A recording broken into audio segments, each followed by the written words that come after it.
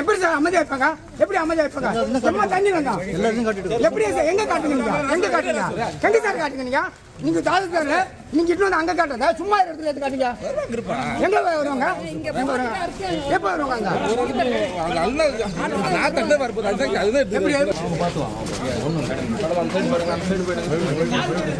Sorry sir.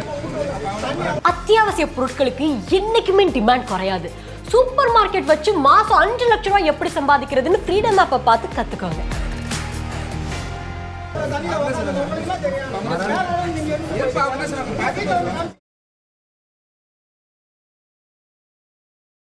Fengal புயல் பாதிப்பு காரணமாக புதுச்சேரியில் மத்திய குழுவினர் ஆய்வு நடத்த வருகை தந்திருக்கின்றனர்.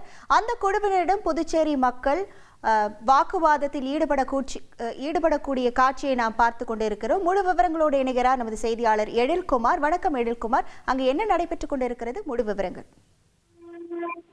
புதுச்சேரியில் புயல் வெள்ளத்தால் பாதிக்கப்பட்ட பகுதிகளில் மத்திய உள்துறை அமைச்சகத்தின் பேரிடர் மேலாண்மை இணை செயலாளர் ராஜேஷ் குப்தா தலைமையிலான 7 பேர் கொண்ட குழுவினர் இன்று மதியம் முதல் பல்வேறு பகுதிகளில் தொடர்ச்சியாக 2 குழுக்களாக பிரிந்து ஆய்வு செய்து வருகின்றனர். இதனிடையே TN பாளையம் பகுதிக்குட்பட்ட ஆதி திராவிடர் வசிக்கும் பகுதியில் இந்த மத்திய குழுவினர் ஆய்வு செய்து சென்று கொண்டிருக்கும் பொழுது அப்பகுதியில் உள்ள வீடுகளுக்குள் மத்திய குழுவினர் வந்து ஆய்வு செய்யவில்லை என கூறி இந்த இணை செயலரிடம் கடுமையான வாக்குவாதத்தில் ஈடுபட்டனர்.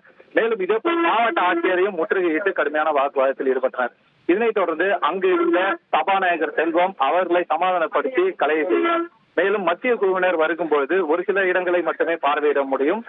ஒருவர் வீடாக வந்து பார்க்க முடியாது. எனவே இது சம்பந்தமாக மாநில அரசு முழுமையாக ஆய்வு செய்யும் என தெரிவித்தார். இதன் காரணமாக அப்பகுதியில் பரபரப்பு ஏற்பட்டது. தொடர்ச்சியாக பொதுமக்கள் முற்றுகையிட்ட நிலையில் அவர்களை சபாநாயகர் செல்வம் சமாதானப்படுத்தினார். தொடர்ந்து பல்வேறு பகுதிகளில் மத்திய குழுவினர் தொடர்ச்சியாக ஆய்வு செய்து வருகின்றனர். முழு விவரங்களுக்கு நன்றி எழில்.